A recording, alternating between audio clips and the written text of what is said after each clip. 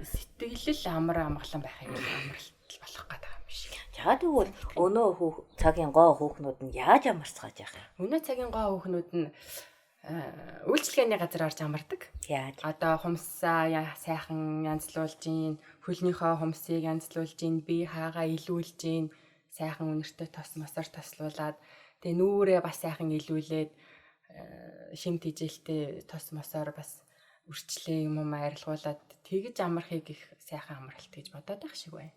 Ихэнх нь тийм л юм шиг харагдаад. Би ч одоо жишээлбэл гоо сахны газар ороод гадагш явах гэж ингэж амралт гэдэг хэлэхлээр хугацаа нь ингээл 1 цаг 2 цаг өнөдр гэл 40 минут гэдэг. Тэгэхээр чинь бүр ингээд аюу төвхтэй идэх шүү дээ. Удаад байгаа юм шиг санагдаад бүр ингээд. Яаж яг амралт гэх юм уу зүгээр гоё болох гэж тийм зогсож байгаа хөвтөж байгаа болохоос миний бие амархгүй байгаа. Тэгэл цагандаа ингээл яагаад тэгэл бас өөр хүн биеинд хүрээд ингэж яаж байгаа болохоор чинь ингээд бие сайхан сул чөлөөтэй тавиад ингэж ингийн байхгүй. Бие байрсан хичээсэн хүлээтэй юм шиг. Тэгэхээр би тэр үнийг бол их амралт гэж боддог. Тэгэхээр ч одоо амралт гэхэр чи яг юу байх юм? Харин тийм. Гэхдээ нөгөө одоо цагийн дээр гоо охтууд чинь бол тэрийг амралт гэж үзээ. За тэгвэл нийхэм даяараа яаж амраад байгаа юм? Нийхэм даяараа их гоё амарч байгаа ш тэ. Сархад зооглож одоо энэ цагийн энэ бухимдлыг одоо багахан хэмжээнд сэтгэл санаанаас авч хаяад толгой дархинд мангуураад мансуураад байх тэрхэн үеийн амралт гэж хүмүүс ойлгоод. За жишг нь хаана яаж? Одоо олон нийтээр найз нөхдөөрөө за гэр бүлэрээ чараа гарч сархад хүртэнч гэж байх гайгүй баха. Найз нөхдөөрөө нийлчээл хөдөө хээрт гараад л эсвэл хөдөө хээр амралтанд очиод тэгээд сархад зооглож одоо дуу хуур тавьж тэр нь ч одоо сайхан дуу хуурч бас биш юм аа. Химнэл ихтэй орилсон чарлсан орчин цагийн гадаад харин тэрнийг л амралт гэж үзээд байх шиг. Энэ ажихад нөгөө ажлын цаг нь дууснаа да. Тэгэхээр хотол олноор бол гадаа дуулаад л байх юм. Их солгоо хоолоогоор. Тэр одоо амралт мөн үү? Тэр чин одоо амралт ч гэжтэй мэдхгүй. Тэрнийг бол сайн ойлгохгүй. Их завтай байна гэж би бодод. За ажиллаад дуслаа. Энд ч одоо нэг өдөр хүртэл гадаа л дуулалт энэ караоке гэдэг дуулал байгаа байхгүй. Тэгэхээр тэр нэг хүмүүс яадаг чинь айстаа сайхан байсан, айгүй сайхан байсан л гэдэг ирээддэг байхгүй. Тэгээд ч одоо за албан ёсны амралтуудаар болохоор маш олон баяр ёслуудыг тэмдэглэж байна. Жишээ тодорхой хэлэхгүй би мэдээгүй бол наадам 3 өдөр амрна тий. За цагаан сар албан ёсныхоор бас 2-3 өдөр амрна. За дээрэс нь тэгэл улс тунхагласны баяр. За тэгэл их хурсын баяр, эмэгтэйчүүдийн эрхийг хамгаалах баяр, эрэгтэйчүүдийн баяр, хүүхдийн баяр гэдэг олон баярууд. Нэмээд бас гадааднаас ирсэн олон баярууд бас тэмдэглэдэг. За ямар. Тэгэл юуны гадаадас жирэнгэд сүүлийн үе залуучууд ч нэг гигэн хайрын баяр гэдэг болж байна. Халлоуины баярыг тэмдэглэдэг болж байна. Халлоуин гэдэг нь ямар бэ? Тэр чинь аимшиг айлгадаг байх уу гэдэг. Тийм үү. Аимшиг юм ярьж энэ нэг сүнс болж би нэг айлгадаг. Хайрын баяраар нь. Хайрын баяраар нь яг ихэвчлэн залуучууд л тэмдэг. Хайртай шүү. Шоколад өгнө. Тэр шоколад өгдөг тий. Тийм шоколад. Тэгэл хайртай шүү гэж хэлдэг баяр. Хайртай хосууд хоорондоо тэмдэглэдэг л. Хайртай шүү гэж өдөр болгон л хэлнэ үздэг чинь тий. Тэг чи нэг өдөр зориулж тий бүр хайр явахлаа чинь төвхтэй тийм. Ламаас шалтгаалсан баяр л гэдэг шүү дээ. Тийм христийн шашны нэг ламтан нөгөө гэрлэж болохгүй хоёр хосыг л сүмд нууцаар нууц хамаргийн баяр юм уу? Аггүй.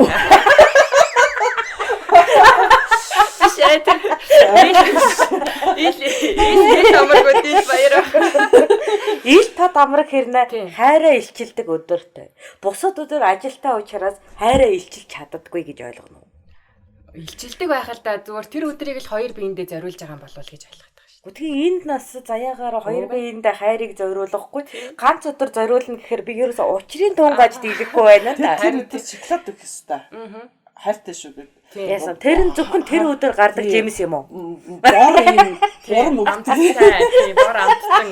Бор мөнгөтэй, хар мөнгөтэй, цагаан мөнгөтэй, чихэрлэг бурам мөнгөтэй байхгүй. Гэхдээ тэгээд тэр чинь хараа ганцхан тэр өдөр байдаг юм уу? Тэр өдөр нөгөө тэр Христийн шашны тэр ламтан нөгөө гэрлэж болохгүйгээд хоригдсан байсан хоёр хосыг сүмдээ нууцаар баг тийм болох гэдэг тийм. Таанаа тэгж яриад байгаа байхгүй. Гэрлэж болохгүй хос гэдэг чинь тийм үү? Нууц амраг нэг нь хантай, нөгөөх нь хантай. Учир ургуулж болохгүй үед. Үгүй тэр хоёрлаа хантай биш, хоёулаа ганц бий. За ойлголоо. Тухайн үеийн цагаар л болохгүй. Эсвэл зэрэгт явцсан ч байлгүй. Баяр. Шинээр тэгж тийм баярууд орж ирж За байгаа. тэгээ сүнсний айлгадаг баяраар нь яадаг юм? Сүнсний айлгадаг баяраар чинь одоо тэр аимшигын хувцснууд өмснө. Ингээд хар хувцтай цус гойцсон, дараг ясан тий. Тэгээд нөгөө хулуу томоор ингэж манай нөгөө цамын хувцастан шиг үү?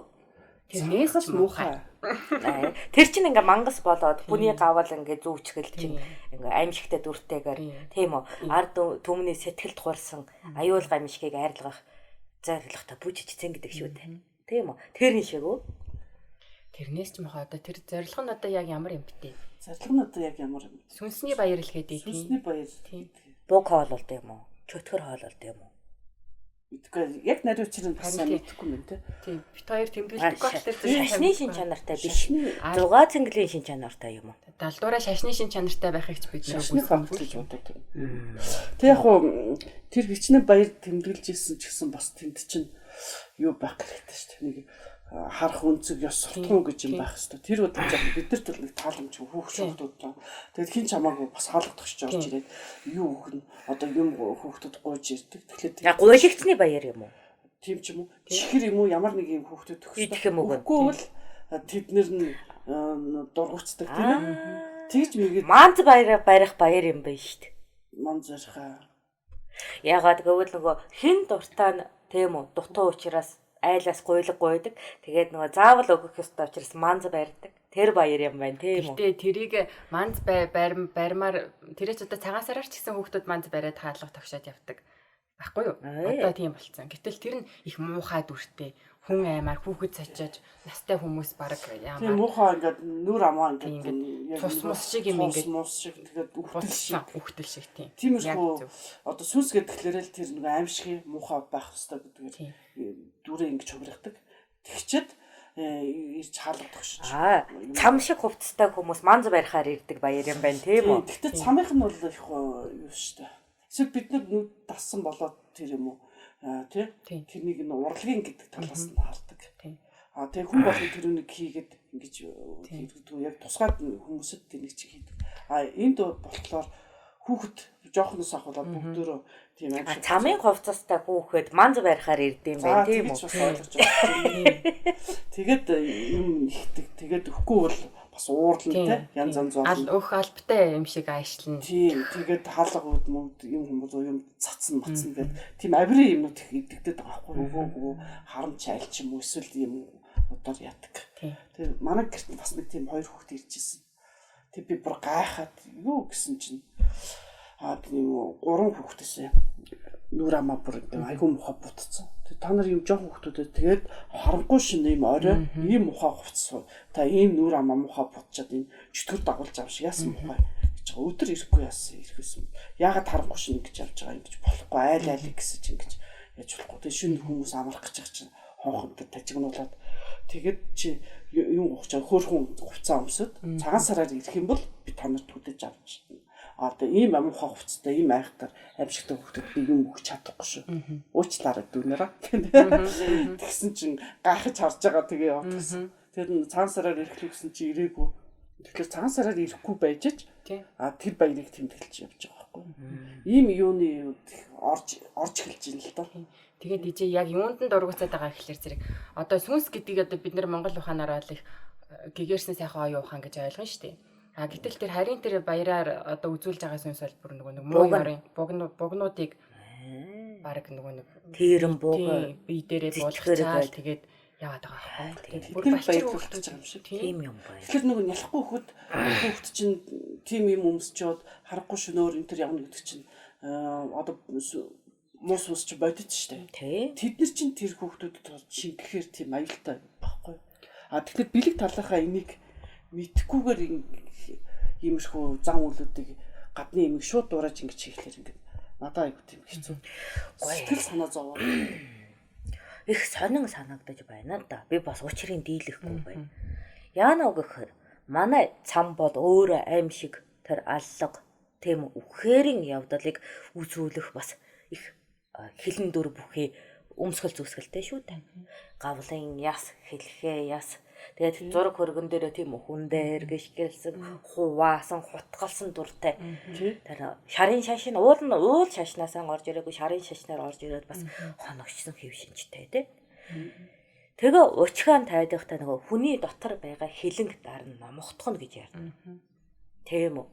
Тэрэн шиг би учиртай юм болов гэж бодоход бас биш ээ. Их сонин санагдаж байна. Тийм учир ерөөсөө байхгүй. Одоо тэр сүнсгэж хүүхдүүд ойлгохгүй. Эцэг хэн ч ойлгохгүй. Тэгээд нөгөө шашин номлолоор үзэх юм бол хүний хилэн дотор тийм үү? Адгууслаг, авиртан, цэтгэртэн зүй бусын 7 авир нь оршдог. Тэгээд тэрийг зохист илэрхийлэлээр гаргахгүй бол хүний дотроос нь мэрдэг. Тэгээд тэр зохист илэрхийллийг гаргахын тулд тийм үү нэгэн өдрийг тэр хилэндээ зориулж номогдоход би энийг дарж одоо номогдохно гэсэн үг шүү дээ. Ангиж ирч чадахгүй учраас номогдгол хийдэг. Тэгээд тэрийг дайтгаж нөгөө золиг гаргаж хүм бүхэн өөрийн хилэнгээ номогдгож уур уцаараа намж ачаад за тэгээ бус өдөр нь их тайван амгалан амьдардаг гэсэн одоо ёслол байна шүү дээ. Тийм үү?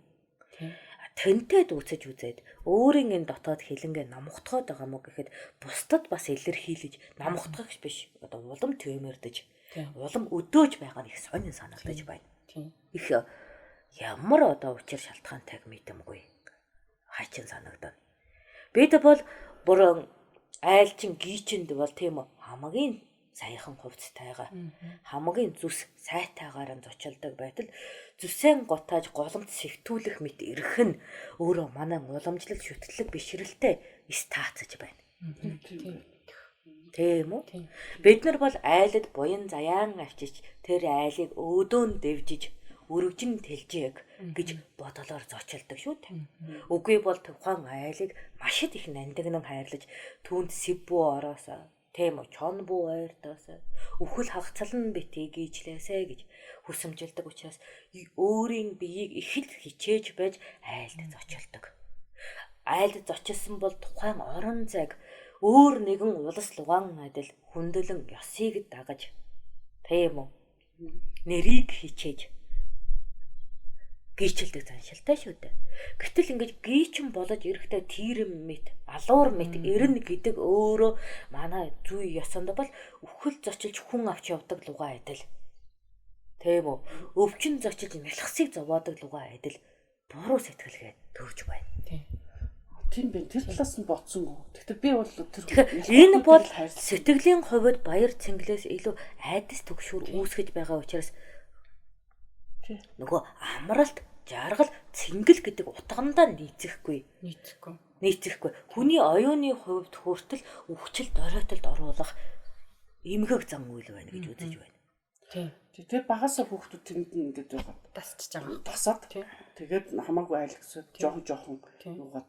За сүүлийн үед чинь бүр ингэж цусуурснаар тий. Тэгээл ийм юуртай үс гизгээ бүр ингэж ар залгаснаар. Тэгээ хутгатай янз бүрийн тийм юмнууд ийм хүн айлхаар зэвсэг өсгдөгээр ингэж төрсөлж байгаа. Тэгээд тэрүүнийг их гой баяр гэж. За тэгвэл би энийг ингэж бодож байна. Энэ баяр заншил болох юм бол тийм үү? Хүнийд одоо очоод алчаад гараад ирэхэд мэдэхгүй байх юм шүү дээ. Ерөөсөө мэдэхгүй. Тэрний дараа гэр хийхэд бол ерөөсөө хинч анзаарахгүй. Энэ баяр бол явцдаа нийгмийн алалгыг, нийгмийн төрөмгийллийг өсгөх шинжтэй. Ёс зүйн хэм хэмжээг эвдэх шинжтэй болох нь шүү дээ. Мэдээж одоо нөгөө хөрөнгийн тэмцэтгэл алдагдаж тийм үү.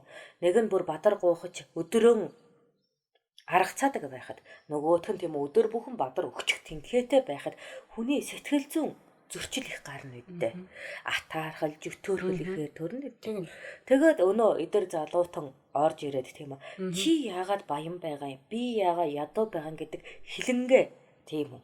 Өнөө бидээ зүсэн мэсгэлээрээ нөгөө хүнд гаргахад хин тэрний хариуцлагыг гаргахын, хин тэнд анзаарахын, цустай хувцас байгаа бол тэр өдөр үзэгдэл хинч түүнийг аврах гэж оролдохгүй. Хинч тэрнээс сэрдэн айхгүй явдал гарах босоо. Яг тийм. Тийм биш үү? Тийм. Тэр өдөр чинь тийм аимшиг юм хийж болно. Тэгэл бүгд л энэ баяр хөөргөө. Тэгээд бүгд л яаж, хашаарж, орилж байдгийн бол нэгэн жаахан окныг нэгэн бузар санаатан ашиглаж хүчнээд өнөө охин цусаа гожуулаа явж байхад энэ жүжиг байна гэж сэрдэх босоо. Яг тийм. Тийм биш үү? Тийм. Явандаа бол яг л тийм бол. Одоо н хүмүүс чинь угаасаа хүн чанараа гээцсэн хүмүүс олон байгаа юм чинь. Энэ өдрийг ашиглаад яг л тийм муу юм уу? Бузар юм аа. Тэгээ нэг жилжингээ судалсан нэг хоёр настангийн өргөө гэртэн тийм үү? Бадар гууж ороод хулгай хийгээд өнөө хоёрыг хөнөөчөд гараа явахад тэр өдөр бүгдэд хаалга нээлттэй бол эдий яс бусын асуудал гарах босоо. Бүгдээрээ дөрөө хувиргацсан тэрний хинч хаанаас ч болохгүй бол. Бүгдээрээ л тийм ухаад үртэй явж байгаа юм чинь. Тэнийг сэжиглэх үү? Барьцгүй. Хэрэгтэй болтохгүй. Тийм бай. Тэгэхээр эн чинь өөрөө цаана нийгмийн тэр аюулыг бий болгох нөхцөл бүхий цэнгэл учраас хүсэмжит зүйл биш байна. Ерөөсөө биш. Тэгэхээр баяр гэдэг чинь энэ амралт гэсэн үг үстэй. Баяр гэдэг бол тийм үү. Нэг бол биеийн тух үүсч байдаг. Нэг бол оюуны тух үүснэ. Нэг бол сэтгэлийн цэнгэл бадарч байдаг. Ямар нэгэн зан үлийг одоо баяр, амралт, цэнгэл гэдэг нэрийн дор базаж байгаа шүү дээ. Тийм үү? Жишг нь одоо чи нөгөө гоо хүүхнүүд хумсаан тэгшээдэг гэдэг гэж ярьсан да. Энд чинь би өөрөө одоо энэ бүтэн жилийн хугацаанд өөрийн энэ сумсны эрүүл мэндийг сахиж чадаагүй учраас түүнийг илэршүүлэхин тулд цаг гаргаж байгаа нь миний бусад одоо эд урган төлжиж байхад хумс өгчсөн. За одоо би ингээ газар хайгалдаг ажил хийдгээс болоод хумс эвэршчихсэн гэж болно. Түүнийг илэршүүлэх үйл хийлгэн гэдэг бол миний хувьд хумсны амралт тийм үү? Хумсны амралт, хумсны цэнгэл болчихж байгаа байхгүй юу? Тийм үү? Өдөржингөө би ингээ суугаа ажил хийгээд судар бичдэг, ном сэлдэг хүн байна гэж бодъё. Тэгэхээр ч миний нөгөө нуруугаар чилэнгчин хүн нэттэй. Гэтэл нэг өдөр сайхан мухуулаад бариачд очиод чилээг нь гаргахаар миний бусад би амраагүй ч гэлээ. Нөгөө нуруу гэдэг чинь амраад байна. Цэнгэл баясална болно нэ. Тийм үү? Тэгж бодох юм бол тэгэхээр нөгөө нэг ширхгээр нь бодох юм бол боломжийн ч юм уу? За өдөржингөө тийм үү? Нөгөө гэрэлт дэлгэцэн хараад нүдэн чилээдэг. Амар их ядардаг, угаараа хатхан өвддөг. Тийм үү? Нэг өдөр тэрнээс ангиж яраад байгалийн сайхан уужмыг хараад тийм үү? Тэрийг магтаж цаашаагаад шувууж иргэх нөгөө бодит үзэгдлийн харахад дандаа хуурмаг үзэгдлийн гэрэл харж байсан миний хувьд нүдний хувьд амгалан амар баяр цэнгэл амралт нь болно гэдэг. Тэгвэл миний бие ингээ балгасч. Ингээ тоосоо зөөж овоолол тийм үү. Дөрвөн мөчний бочиг тамирттай л ажилдаг. Хөөтөл ажилдаг. Тэгээ нэгэн өдөр гэртэн ирээд ном уншаад хэвтгэхэд. Оюуны хувьд ажил хэрнээ биеийн хувьд амралт болно гэдэг. Тийм байна. Үсээ засуулахад үсний баяр бол. Тэгээ үсээ засуулахад үс тийм үү хөнгөрч шилэн хүзүү хөнгөрөн шүү дээ. Ачаанаасаа сална. Тэгэхэд миний магна арьсны хувьд баяр цэнгэл амралт нь болж байгаа биш үү. Тэгэхээр ямар нэгэн тусын үзэгдэл байна тэнд. Бүтэн эсэн амраан гэх юм бол би эмнэлэгт хэвтэж болж байгаа шүү дээ. Тийм үү. Эд эсэн нөхөн төлжүүлнэ, совилуулна, арчлуулна. Ягаад гэвэл би дандаа эдээсэн дайчлан ажиллаад тийм үү. Тэгээ өвчлүүлч гисэн. Нөгөө тэрэгний гол хүрдэх тийм үү. Ажилсаар байгаад хүрдэндээ эдэгдээд нарийсаад дараа нь хухардаг шүү дээ. Яг тэр шиг би нэгэн үйлдэлийг хийсээр байгаад миний эдээс хорогдолд орчихсон. Тэгээ би тэрийг нөхөн төлжүүлэх ямар нэгэн үйл хийнэ гэдэг нь амралт. Нөгөө тэрэгний хувьд засвар гэдэг шиг миний хувьд амралт болж байна. Тэгэхээр бодны хувьд бодны цаг үеийн хувьд ярих юм бол амралт гэдэг бол чи хорогдсон эдээсээ хорогдож тийм үү илэгдэж байдаг зүйлэн нөхөн төлжүүлж дараагийн их үйлэнд өөрийгөө зэхэх гэдэг ойлголт байхгүй амралт гэдэг бол эмнэлэг төвтөгт чинь тарих шүү дээ. Биднэрийнхээ зүү тавиулна тийм үү. Тэгээд гашуу юм уу? Тэр чинь юу намралт байгаа ингээ өвдөн шүү дээ. Тэр чинь өвдсөн тохиолдолд очиж имшүүлэх гэж байгаа болохоос амрах гэж очиж байгаа биш үстэй. Зүгээр яг нөгөө нэг ядаргааны нэг юм те. Тийм сувилгаа гэдэг юм бол арай гайг болохоос яг өвдсөн тохиолдолд би бол тэр нэг амралт гэж бодохгүй шүү дээ. Онч нь амралтгүй нөгөө хүрдэн таригны хувьд л яриа л да. Хүрдэн эргэж аянжинд явсаар байгаад өөрөө ингээд таригны гол нарийсчихсан. Тэгээ хугарахад бэлэн болцсон байдаг шүү дээ. Тэгээд тэрий чинь нэг дугууг нь салгаж тавиад тоосоолоод бөөхөлөөд засаад хугацаагалдаг гэдэг. Тэгвэл дугууг нь салгаж байна гэдэг чинь тэр тэрэгний хувьд одоо ингээд нөгөө зүү тавьж байгаа мэт ядаргаатай үйлдэл нь хийдэж дараагийн үйлэнд жинд төсвөртэй болгож утгасан үйл үүдтэй. Тэгэхээр нөгөө мэдэрхэн хувьд зүү тавиулаад их өвдөлт нөгөө сэтгэлийн бухимдал гаргач гэсэн яг тэрэн үйлээр чи одоо анзаарахгүй байгаа ч бэлчрийн боогдол чинь цусны бүглэн чинь тавигдсан шүү дээ. За яг тэгж бодвол бас амралт ч юм уу. Миний биеинд миний эсэнд гэж чи өөрөө тийм үү биеийн энгаахгүй байгаагүй. Энгаахгүй тийм үү ачааллыг хэтэрүүлж гисэн. Тийм учраас тэр илэгдэж хоригдсон орон зайг нөхөн төлжүүлэх ийм там зүү хануур төөнүр барай бомб хийн гэдэг чинь яана эл чинь уул нь амралт яагаад гэвэл тийм үү хорогдсон зүйлийг өсгөн тэтгэж байна гэдэг чинь тэрэн эдисийн хувьд цэнгэл болмоор. Ястаг сонин гаж сэтгэхгүй. Танаар ч нөгөө ийм юу байдаг штэ. Бараг сантиметрийн хэрэг бүдүүн хутгах тийм үү? Тэрүүний чинь ингээд хутгалдаг штэ гүн нэм тэмтэй. Тэг айгүйх цусгаа. Тэг бүлэн цусыг нь аваад. Йоо тэр амир бодсон ч амарсан. Гэтэл наадах чинь нөгөө амралтгүй байснаас бодоод чиний бие дотор тийм нүжирсэн бүлэн цуснууд хуралдсан байгаа. Тэр нь аанаа нүүдэлж явсаар тархинд чинь очиод пук цус харавлаа. Зүрхэнд чинь очиод пук зүрх зогслоо. Энтэр чинь сэргийлээд ханаад нь байдэн шүү дээ. Тэгэхээр эн чинь яах нь вэ? Цусaan амраагаагүй байсан хүний цусыг амрааж яа шүү дээ. Нэр тэгвэл тэр чинь хэрэв би цусаа ботох юм бол тэр цусыг амраагаагүйсэн мэт. Чи цусыг амраагаагүй, чи зүрхийг амраагаагүй, чи бөөрийг амраагаагүй. За тэгвэл их сонирхолтой юм байна. Ингээ бүндэглэгдсэн байсан мэт те. Хотоорлцсон байсан гэсэн үг юм. Ямар нийтдээ тэр тус нь бодох юм бол тийм бэ. Одоо ингэж бод. Би чи өөрийгөө бодглоор сонир байгаа сте. Би гэж бодсон хэрнээ цус, үс, хумс, за тэгээд бөөр зүрх гэж тус-тустай амралт нэхэж байгааг тэрүүнийг юу боддгоо байсан биш үү? Яаж амрах вэ гэж бодод байгаа чи яаж амрах вэ гэл ингээ гайхаад. Тэгвэл чиний ямар эд эрэхтэн ядарсан бэ гэдэг нь хариулж чадвал тэр эдээсийг амраахад амралт болох нь. Оюуны хөдөлмөр эрхэлдэг хүн. За эрдэмтэн хүн, боловсралтан хүн, багш хүн. Ингээд дандаа хүн лөө хаашгичиж, тэгээд мэдлэгийг шавхаж туйлдж байдаг хүн. Байна гэж бодъё. Тийм үү? Тэр хүн дахиад нөгөө сурах юм бол энэ амралт болохгүй. Тийм үү? Нөгөө хэв шинжийн ажил, нөгөө тэрэгний хүртлугай ажил болж илэгдэл гэдэг нь явагдана. Тэгээд дээрээс нь за хөлөө чанартал зогсдог. Нэг л хэвийн хөдөлгөөнтэй. Сайндаа гэхэд хоёр тал руугаа өчүүхээ найгадаг. Энэ хүний хувьд тийм үү? Тархийг амрааж биеийг ачааллуулах хэрэгцээ гарна. Тэгвэл энэ хүн маань сайхан биелгээ л дээ. Юу ч бодохгүй зүгээр булчин л хөдлөөл. Дуу аялгау мэдрээд тийм үү? Мэдэрхүү бодоод булчингийн зохицол болоход тэр хүний хувьд ямар сайн амралт болох вэ? Биеийн хуйн шал, булчин шөрмөсний орон зайдах төвөгжрэл гацалт тийм үү? Бүгд сайхан арилаад тарих нь нөгөө хэвд автомж бүхий ажиллаа хийгээгүй байсан учраас сайхан амраад. Тэгээ амьдралын шин туршлага бас ажиж. Мэдэрхэн хувьд цэнгэл аваад нэг сайхан хөнгөрнө. Яг хоо дараа нь булчин булгараа нь л да. Дадалчаагүй үлийнхээ хувьд. Гэхдээ тэр хүний ойрын хугацаанд нөгөө ижил бус үйлдэл авснаасаа болоод их сайн амраа.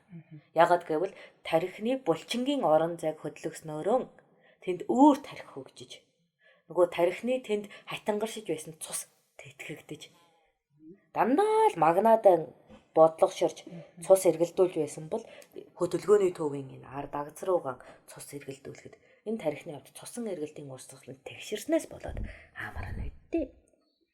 Тэгж бодвол тийм л юм байна. Тийм байна. Одоо жишээлбэл манай ээж багш хүн байхгүй юу? Тэгээ яг таны хэлсэн шиг яг тэгж ядардаг байхгүй юу? Тэгээ дуу чимээнд их дургу нөгөө хүүхдүүдийн чимээнд бүр затлахчдаг юм шиг байна. Хөгжим тавихад их дургу одоо жишээлбэл. Тэгээд өөрийнх нь одоо амарч байгаа гэдэг нь болохоор зэрэг сайхан хэвтэйл нам шаал хэвтэйл. Гэтэл яг нөгөө хэв шинжээ магнан идэвхчлэл явагдаад байна. Яг хэвээрэл байгаад байна. Тэгэхээр дараа нь амархгүй. Тийм. Тарихны өөр төвийг сочрох хэрэгтэй болно шүү. Харин тэгээ сайхан амарлаа гэж өрдөөсөө хэлдэг байхгүй ядарсаар байна л гэдэг. Тэр үргэлжлүүлж хэвтэй. Өөрөөр хэлбэл жаахан хэлбэрийг өөрчилж байгаас нөгөө л дасалт ажиллан хийж л байна шүү дээ. Харин тийм. Бүр амьдралын хөвчлээс ондоо зүйл хийхэд маш сайн амардаг юм шүү дээ. Тийм бид балгасанд амьдарч байгаа хүн ойд явхаараа эрс өөр модны чимээ сонсоод шуудын жиргээ сонсоод хамарна шүү дээ. Орчноо өөрчлөхийг л амралт гэдэг. Одоо нөгөө Япон өөрсөд болохоор зэрэг яг одоо нэг ажил хийсэн ажлаа болоо дахиад нэг өөр ажил хийхийг амралт гинэ гэж хэлдэм байлээ. Урд нахад зүгээр өөрсдөө болохоор зэрэг за тэд нар чи хөвчлөөгөө барилгын ажил хийдэг хүмүүс тэгдэг гинэ. 30 минут ажиллаад 5 минут ингээд зүгээр одоо тэрийг амрал. Тэгээд дараагийн 30 минут. Эсвэл 10 хүн ажиллаа гэхэд 10 хүн нэгийг амраадаг гинэ. 9 нь ажилдаг. Тэгээл дараагийн цаг нь болохоор дахиад нэгийг амраагаад нөгөөдгөө ажилуулдаг. Дараагийн цаг дээр дахиад 3 дахь амраагаад нөгөө үлдсэн 9 нь ажилдаг. Тэгэж нэг нэгээ илүү удаан амраадаг гэж ярих юм билээ. Тэгэхээр одоо энэ тэр хүмүүсийн хувьд энэ чинь болгоно ажлын зохион байгуулалт буюу үйлс дундах амралтын хугацаа байна л да. Үйлс дундах амралтын хугацаа. Хүнд даац гэж байгаа. Ямар ч үйл ажиллагааны хугацаанд даац гэж байдаг. Жишг нь чиний булчин нэгэн шууд амууд өргөгч тэнхээтэй. Тийм үү? Хоёр болохоор цуцсан тамиардан гэдэг. Гэхдээ энэ нь бол нэг удаагийн хүчин одоо чадал нь байлаа гэж бодоход хугацааны хувьд чи нэгэн шуудан амаг 30 удаа л өргөх чадвартай. Тэгээд жоохон амрахгүй бол булчин чинь тэгэхэд цус гүйснээс болоод чинэр чи өвдөн гэдэг шиг бүх зөвлөд өөрөө хугацааны болоод даацын одоо хүч чадал бий. Чиний хуумсанд, чиний ясанд, чиний булчинд, чиний мэдрэлийн үйл ажиллагаанд хүртэл. Тийм байх. Тэгэхээр хүн өөрөө бүх юм бодох. Тийм бүх юм л бодох. Жишээлбэл би одоо чихээ амраа гэвэл яах вэ? Угаа энэ бол миний чих амрах хэвээр. Элдв янз яшиж байгаа юмнуудыг яахгүй гэл ингээл те. Тэгээд тэр дууш чимээ шуугаас хол ингэж байх юм бол амралт болох юм шиг чихээ амраа гэж. Одоо ийм байх. Чихний хувьд гэх юм бол их чанга одоо тоглолт. Та нөгөө найр зингээний хашгиран шуухан байдаг шүү дээ. Тэрийг 3-аас илүү цаг сонсож чадахгүй. 3 цагтаа бол өөрөө хөгжөөд амьдралд тийм авиг байнга сонсдоггүй учраас эрс өөр аваа сонсноосоо цочирт сэргэж тийм үү бүрэн хүчин чадлаараа ажиллаж цусны эргэлтэн сайжирснаас нэг хэсэг тааламжид орно. Гэхдээ жаахан цаг өнгөрөөд тийм үү 3-аас их цагт болонгууд аниргүйч шуугна. Жүү одоо би дийлхэ болсон. Жүү болооч чөг чин хашгираад гонё шүү дээ. Тэгэнгүүт ингээд дараад нь гавл өвдөн. Толгой өвдөж эхэлнэ. Буй сулдна. Тэр олон хүний агаарыг амьсгалж байгаа нармаа уушиг хүртэл хүндрээд ингээд орон зайнаас өөрөө хэрэггүй холдоод ирнэ. Чи нөгөө амралтаа хүсэмжилсэн би ачаал нь хитэрцэнтэй адилхан. Тэгвэл нөгөө орог дуучид энэ төр тэгээд яах вэ? Тэд нар чинь байж байгаа нэг үл аригчин болоод харт амх хэмтэд татчих ботол байдаг шүү дээ. Тэгэхээр тэр хитрхийх ачааллыг дэсгүй байх гэсэн үг юм бүү? Эсвэл амарч байгаа нь тэр юм уу? Айгүйх арих болдог шүү дээ. Рок дуучин гэхгүй ер нь бүх л дуучин аригчин байдаг гэдэг. Тийм үү? Магадгүй арих байх гэж утсан шүү дээ. Магадгүй. Тийм юм. Ихэнхдээ асуудал гаргадаг ихэнх тэднэр идэг үстэй. Яасан? Харин ч асуудал гаргаагүй юм биш үү? Тэгээд яасан амиа хорлсон. Тэгэл дандаа тиймэрхүү юмнууд дээр хийх. Бүхий л дуучин амиа хорлож гин гэж чи ярьдаг үедээ. Ямар бүхий л жүжигчин, бүхий л алдартан мичид заяатан ямар нэгэн байдлаар нөгөө онгод заяанда хаягдснаас болоод бүхтэл ур чадварын чадамжгүй босноос агуулад амин эгөөтгэж амьдралыг нөхчөөдөг шүү дээ. Тэгэхээр чиний наад ажиглалт чинь нэг хэд өрөөсгөл шинжтэй. Нийгмийн шиг шанжгүй байна уу? Тийм үү? Тэгж юу басан да ихэнх нь ингэдэг юм байна. Тэгээд тэр дуу чимээ энэ төр гээд нэр тэн дээр бас бодоход тэр олон хүний амьсгал гэж юм байна. Харин тийм байна. Тэр ч одоо халуун болно тий. Тэгээд хамгийн зовлонтой нь тэр мичид заяатан чинь нөгөө хүний үлгэр жишээ байдгийн хогд мянган нүдний цэцгийн дамдэр шүү дээ. За бүх алдааг нь шүүмжлэгдэнэ. Төгс төгөлдөр бай гэж хүний зэмлэл очино. Ингээд дураар байх орон зайг нь хассан хэрнээ тухайн хүний оройн дээд мөн чанараар уран бүтээл гарга гэхэр чи хавчиж байгаад тэслэж алж байгаа юм шиг үзэгдэл нь босоо. үзэгч нар нь Тэ? За одоо чамайг мянган чи өөрөө мянган нүдний цэцгийн дамдэрж ийн гэдээ бодоод үзэл дээ. за Удамжинд тийм үү хөлөө чирж алхахдаг. Энэ харвин нэмсэн байл гэд. Чи бодоод үзэл дээ. за тийм байна. Хамгийн гол нь хүнд чинь бүтээж урлаж тийм үү онгод тэнгэртэйгэн харьцаж хад нөгөө өөрийн гэсэн бэлэг танхай байдал хэрэгтэй болдог. Тэр нь бүх хүний амьдралын хэв шиндэд нийцэхгүй байдаг. Бэлэг танхай байдал чинь. Тийм үү? Тэр нь зарим хүний хувьд бүдүүлэг, зарим хүний хувьд догшин, зарим хүний хувьд ширүүн, зарим үед хэтэрхий нялцгар гэд олон зам байдлын цултал хүн бүхэнтэй харьцуулагдахад эгэлгүй байдал илрэх учраас тэнд шүүмжлэл авах нь өөрөө нөгөө дураар сэтгэж байдаг орон зайг нь хаачдаг. Ухна уу? Тэгэхээр уран бүтээлч хүнд бол яалтачгүй тэр онгод тэнгэртэй харилцаж байхад өөрийн гэсэн амьдралын өнцөг бэлэг танхай байдал хэрэгтэй. Тэр бэлэг танхай амьтны чинь онгод хүмүүжүүлэхдээ алдаа болоод зөвлөгөө хоёр нийт зөв амьдралын шугамчин гарч ирээд байгаа юм шүү дээ. Тэгэхгүй төгөлдөр хүнийг сурган хүмүүжүүлнэ гэдэг өөрөө өрөөсгөл ойлголт. Тийм байгаа гэдэг. Тэгтээ төлөхөөс одоо гоц авьяастай хүн бол яах юм? Дуулах даалт юм гэл гоё юм чи яах юм? Тэр нь тэгээд донгод үйлчлэгдэх гэсэн үг. Тэр чи өөрөөсөө төрлөхөөс авьяастай төрчихөж байгаа юм чи. Үгүй тэр дуулаж хүний хэв шинжийг илэрхийлэх бол хамаагүй. Тэд нар бол харьцангуй урт нас алдаг шүү дээ. Яг уран бүтээлийг дайчилж нөгөө бүтээл тойрогддог хүний хувьд нас богинтой болчих гээд байдаг шүү дээ. Хитрхийг бодож тархин их ажиллаад уу? Бодоод юм гарахгүй юм чинь. Бодолтой. Та нар ингээд зохиолч нарын амьдралыг уншиж байхдаа тийм хэдэн жилээр завсралсан, эдэн жилээр завсралсан. Бодоод голцсон бол тэр зохиолыг дуусгачихлаа байсан. Хамгийн гол нь нэг оройн дээд ертөнцийн хязгаар руу аялах чадвар гэдэг чинь тухайн хүнд дутаж онгодтой хаягдаж баалуулах гэж үзэгдэл нь гарч чаддаг учраас нийгмийн баахан ажиглалтын дунд өөрөөсөө өөр хүнийг өөртөө төлөвшөөлөх гэж нийгмийн шүмжлэлийг хит өөртөө наас болгож онгодтой баалуулах буюу бэлэг танхай байдлаа алдаж оройн хүрдний эдвэхэн суларч уналтанд ороод тэгээ онгодтойгоо харилцаж тийм үү уул нь тэр чинь өөрийн алдаа дутагдал өөрийн өвөрмөц байдалд тийм үү гэгийн оюун санааг авч байгаа хүн шүү дээ.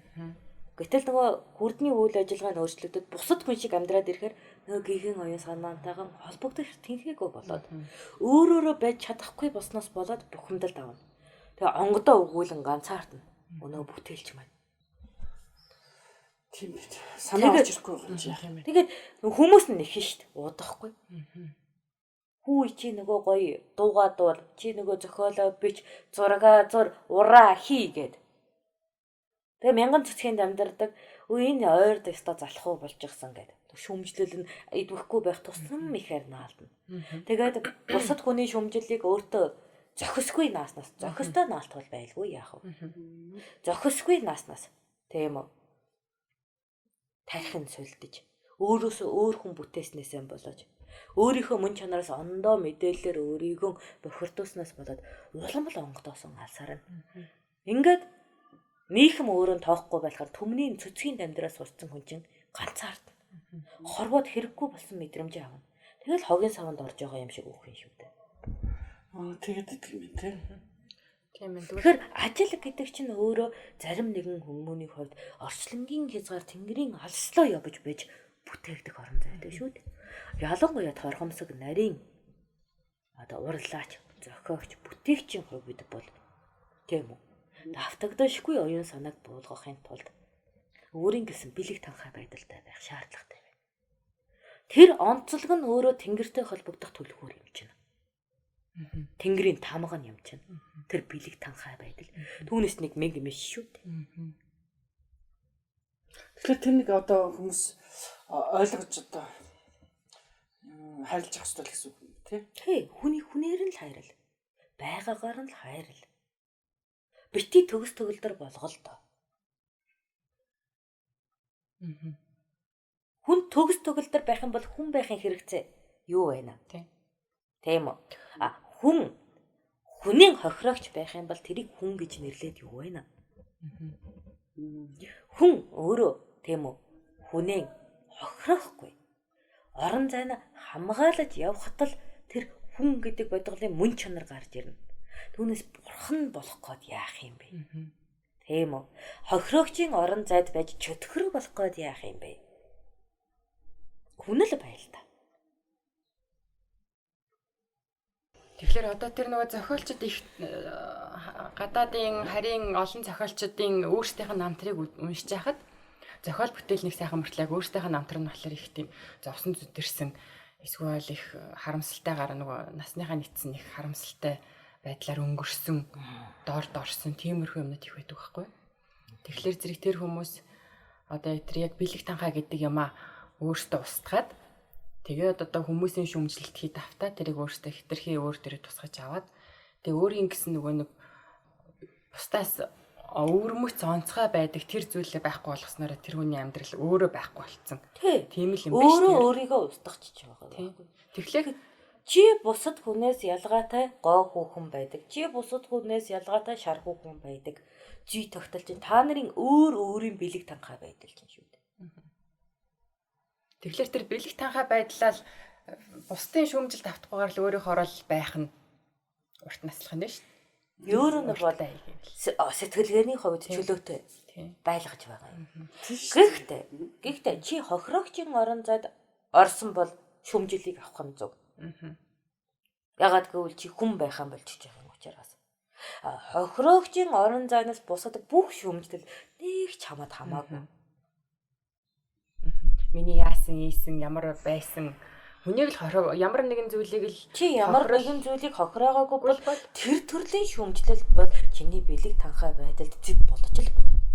Хохирогчийн орон зайд бол чи яалтчгүй хариуцлагын тогтолцоогоор орох учраас чи тэр шүмжлэлийг даруй авах ёстой. Энэ бол нөгөө элдэн эрлэх биш, элдээ сэтгэлж байгаа мэт үзэгдэл байхгүй. Хохирогчийн орон зайд орно гэдэг. Харин ямар нэгэн зүйл хохироогоогүй байхад шүмжлэл авна гэдэг бол элдэндээ зэв наахын адил бохирдол байхгүй. Одоо жишээлбэл ингэж байгаа юм л да. Өчтөр надтай нэг юм болоод би тэрийг бас нэлээд бодож байгаа сүлдө бодох хэлсэн л да. Дэлгүүрээс юм авсан байхгүй юу? Дотор увцсан. Нөхөртөө. Тэгсэн чинь тэр нь нөгөө нөхрийн маань санаанд нийцсэнгүү. Манай хүн ч угаасаа жоохон ааштай хүн л тий. Тэр нь ч болж байгаа юм ч болохгүй байна гэдэг байхгүй. Тэгээ тэрнийгээ буцаах юм болвоо. Тэгсэн чинь нөгөө худалдагч маань өөр хувц байсан бол би буцаана. Дотор хувц бол би ерөөсөө буцаахгүй. Гэ тэрнийгээ илэрхийлж байгаа нь жоохон тийм одоо юу гэх юм да надад тааламжгүй санагдчихжээ. Би бол нэг хайтайхан л одоо нөгөө эн чинь болохгүй ингээ буцаа шидээг бол ахгүй. Их ч одоо ийм болчлаа энийг яах вэ? Одоо солих боломжтой юу? Манай хүн жоохон тийм тэр нэгэ болсонгүй гэдгсэн чинь би ер нь их сэжигч хүн л дээ гэж ирж байгаа л. Дотор хувцаас өөр юм байсан бол хамаагүй буцаана. Эний чинь бол буцаахгүй яах чарга байхгүй одоо чи баг наатга хогийн саванда хийн үү яа нү чиний дур гэсэн тиймэрхүү өнцгөр хандахгүй юу. Тэгсэн чинь би чинь бас нэг жоохон сайхан ааштай хүн биш юм болохоор баг л хогийн сав байвал баг нүүрэн дээр шидчмээр санагдлаа нөгөөтхийн. Тэгэхээр зэрэг за хогийн савнд шидчих юм бол нэгдүгээр хүнд оромжлно би. Хоёрдугаарт өөрийнхөө мөнгийг одоо хогийн савнд хийснээс огт ялгаагүй юм болно. Тэгэхээр би хохирчих гад байдаг. Тэгсэн мөртлөө тэр энэ дотор байгаад байгаа нөгөө муухай ааш гаргая гэхлээр зэрэг хин нэгэн хүн намайг хөндлөнгөөс харчвал миний нэр хүнд унчих гад байдаг. Бас нөгөө нэг нөхөр чинь тэнд тэгэл нөгөө нэг бандаашнаас болоод хүнийг тэгээд явж ин лээ штэ гэвэл нөгөө миний нөгөө нэг хайрлаад байдаг нэр хүнд маань болохгүй болчих гээд байгаа байхгүй юу. За зөвхөн тэр дотор уснаас биш өөр ямар нэгэн одоо гудамжинд ингээд хүний болохгүй үйлдэлтэй таараад тэрэнд нь ингээд хариу үйлдэл миний үзүүлж байгаа хариу үйлдэл бас нэг тийм соёлтой байдлаас ингээд давцсан жоохон одоо юу гэдгийг сүрдүүлсэн ч байдаг юм уу эсвэл жоохон гутаанд оромжилсан ч байдаг юм уу одоо тиймэрхүү байдал гарах чинь бол миний тэрийг харсан хөндлөнгийн таньдаг мандаг хүмүүс чинь эргээд нөгөө тэр чинь тэгээд явж илээ штэ удамжинд хүнтэйг хэрэлдэж илээ штэ ч гэдэг юм уу нэг тиймэрхүү юм гарч болоо гэснээс нөгөө нэг ахаад нөгөө өөрийгөө бас нөгөө яг боомлж байгаа тэр нэг одоо таны хараад бэлэг танхаа гэдэг юм а би бас ингээд дарагдах гад нь штэ тэр тэгэхээр зэрэг тийхгүй байх хэрэгтэй болох нь одоо тодорхой хэмжээнд хохирогоогүй л бол өөрийнхөө мөн чанараараа байхад бол зөв болох нь. За. Хөх санагдаж байна. За. Би одоо дотор хувцас одоо худалдаж аваад чи нөгөө салтаавч үстэй. Яаса. Тийм дээ. Салтаавч үстэй юм. Бандаж. Салтаавч төрсөг олон нэртэй бид. Авчаад тийм үү. За. За тэгээд хандаан барилаа. Тийм үү. Өнөөх нь олон толом хийх юм бол би ханийхаа толгойд углах шахам аашлах байхгүй. Яг тэгвэл миний чамайг гэсэн сэтгэлийг бүлээн авахгүй юу вэ гэдэг байдал дотн хүндээ илрэх байсан. Нөгөө бэлэг танхаа байдал маань. Яагаад гэвэл би чамайг хайрлаж, би чамайг инкрэлж, дутхыг чинь дүүргэх гэж байхад чи энд шүүмжлэл хаялаа гэдэг байдлаар илэрх байсан. Ойлгоно. Дотн учраас би тэнд бэлэг танхаа байдлаа намайг дараа нь эргүүлээд өршөөнө гэсэн итгэл байгаа учраас тэнд үсэж байна. Тэгээ уйлан, нулимсаар сүрдүүлнэ. Чи миний сэтгэлийг ойлгож хүндэлдэггүй. Чи намайг ингэж боддог билүү дээ. Ойд надаа юу бэлгэлсэн бэ гэдэг бараг. Нулимсаар сүрдүүлгээ хийж байгаа өөрөө салтавч авч санаа амар. Тэгээд өнөөхөө өмсүүлж санаан амарна. Ягаад гэвэл би хандан тиймэн итгэлтэй. Ягаад гэвэл миний бэлэг танхай байдлыг тэрэн өдий амьдрахтан тийм үү дарж номогдохож агтаалж бас өргөж бадрааж ирсэн учраас тийм энэ сэтгэлээр. Тэгээд дараад нь сансандан хөрчээд тэр зөгчл бай шүү дээ. Гоё л салтавч бай шүү дээ гэж шүү салтав. Тэгээд энийг надаас өрхийн харах тийм яг гэж шөөмжилсэн гэд хараагаална. Чи миний салтавчийг өөр хүн харуулах гэсэн санаатай байсан гоё шүү. Тиймээс чи шөөмж хайсан байна гэж бараа дахин тонно. Тэгээд буран авч яд сална. Тэгж хэлчихсэн байна. Тийм үгүй гэд. Тэгээд ахиж ахтавч салтавчийн тухай үг хэлэхгүй бодож бүрэн ялалтаа төвний толгоон дээр тавьж давцгаа мандууч хөссөн салтавч авч өгдөг байна да. Өөрийнхөө хүснийг Тэг чи өөр хийсэн байж. Тийм. Дотор хувцас бас тийм л дээ. Өмсөж үзэн тэгээд дараа нь хүнээр ихлэр чи янз янзын дамжин гэдэг шүү дээ. Өөр төл хүн боцсон ч гэсэн өөр бусд нэг тэгж бодох юм. Харин тийм. Тэр бол яг тийм байна. За тэгэхээр эхний зүйл нь юм байна заяа. За тэгвэл би нөхрөн ихэд дээдэлдэг. Ханан ихэд дээдэлдэг. Өөрийнхөө магнатаар тавьдаг тэргүүн лугу адил бүсгүй байна гэж бодъё. Тэгхийн бол наадахны чи угуулзан таалагдахгүй. Би бартаг авна гэвэл нөгөө бартаг нь хайж тэнэгтгэл байхгүй юу? Харин тийм. За тэгээд би салтаач аваад өрөөшөөгөөрэй гэд нөгөө үйлчлэгч хүнд хэлнэ дээ. Өрөөшөөгөөрэй. Манай хань энэ салтаавчийг тааламгүй солиж өгч тосолно гэхэд өнөөх нь бас ааш гаргаж гэж үзээ л дээ. Тэгэхдээ би ихэд дорой царайлж үнэхээр үг дуурч чадахгүй. Ягаад бол салтаавч учраас үг дуурч чадахгүй. Өөрөн эдэн байсан бол ханаа би мэдэхгүй өрөөшөөгөөрэй. Жишээ нь цамцна гэж бодъё тийм үү. Манай хүн манцаагаад жаахан багдсан учраас солиод өгөөч гэд гооход бас арай эвтэй. Тийм үү. Тэгэхээр салтаавч багдуулж томдуулна гэдэг бол миний нэр төрд өөрөө хэцүү асуудал байна. Ягаад гэвэл би ханаа мэддэггүй хүн. Ханыхан үзэл бодлыг таньдаггүй эмэгтэй. Тэгэхээр би өөрөөсөө хичээд бүр юу ч дуурч чадахгүй. Юу миний бэлэг танхаа байдал. Тийм үү? Миний өөрийгөө шүүмжлэх байдал бадран асч байна. Ягаад би ханыхан дор сонирхлыг өдий болтол мэддэггүй явсан бilé. Хэдий жил ханилсан юм бilé дээ би чинь. Эдий байхад миний хань надаасан явчих бол яана уу гэд айгаад нөгөө эмэгтэйг мартаад нөгөө салтаавчаа өөрөө харуулсан бэлэг болгож хадгална. Ойлголоо.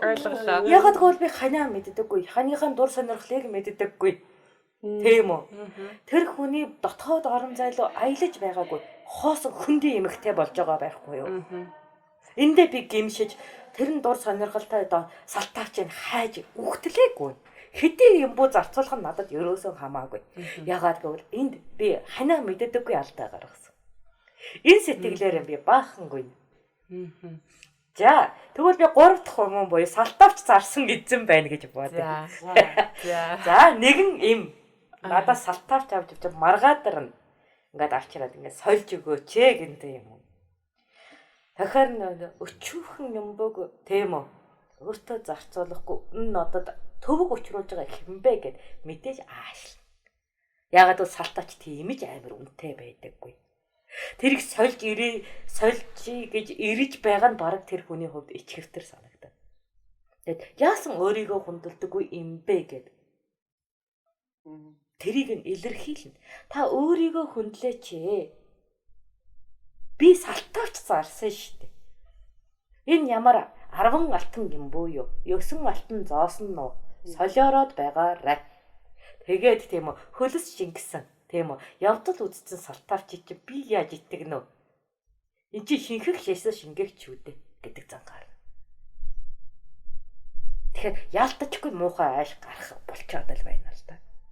Тийм тэр худалдагч бол яг тэгсэн л дээ тэр аргагүй би бол худалдагчийн зүг байсан болохоор зэрэг дотор хувцс биш өөр юм байсан бол хамаагүй гэхэлэр яг л тийм л дээ. Өөр хүмүүс одоо ингээд солиод өгчөж байгаа л тэр чинь бас найдвар болчихж байгаа байхгүй. Уул нь л тэр их найдвартай худалдагч болох гэдэг юм л да. Ер нь л. Яагаад гэвэл тийм үү? Дотор хувцс салтаавчаас олон халдвар өвчин. Нөө биеийн шүргэлзэлийн орон зай их ойрхон учраас бузрын өвчин. Салтаа хичгүүд тарна шүү дээ. Тиймээс би яагаад ч авч чадахгүй. Шинэ ирэл хүн байсан ч тэр чинь яг дотроо тэгж бодож яг танихгүй. Өөр газараас ирж байгаа болохоор чинь тэгж яг бодно л да. Яг гэхдээ тэр хүн бол анханасаа яг хэлэхдээ за ийм дотор хувцсан трийг үл солихгүй энэ трийг бичсэн байл гэсэн юм шүү дээ. Тэгэхээр өмнө бас авч өгөхдөө бас бодоогүй л дээ нэг ийм нэг нарийн юм бас бодоогүй. Өө багцсан за солиулчих гэл. Багтааг байхгүй уул нь яг таарсан. Тэгсэн чинь нөгөө оёдл нь биеинд нь эвгүй үргээд оёдл муутай байна, чанар муутай байна. Чи яагаад энийг үтсэнгүү вэ? Урд нь миний авч гисэн бүгдээрээ тэр салтаачууд нь таарад идэх гэсэн байхгүй. Тэрэндээ их бардаад нөгөөтг нь би яг нөгөө нэг таны хэлснээр сайн дэлгүүрээс очиод сайхан нэгэн шилж авдаг байхгүй юу? Нилээн сайн шилжээж өчигдөр болохоор зэрэг цагандаа баригдсан учраас ойрхон дэлгүүрлөө гойдчоод үзэж байгаа хамгийн гайгүй гэсэн нэг суглаад авсан чинь алдаа гарахгүй юу? Тэгэхээр өөрийн алдаа байсан. Тиймээс өөрийн алдаа байна. Өөрөө шүү дээ. За засаарлаа. За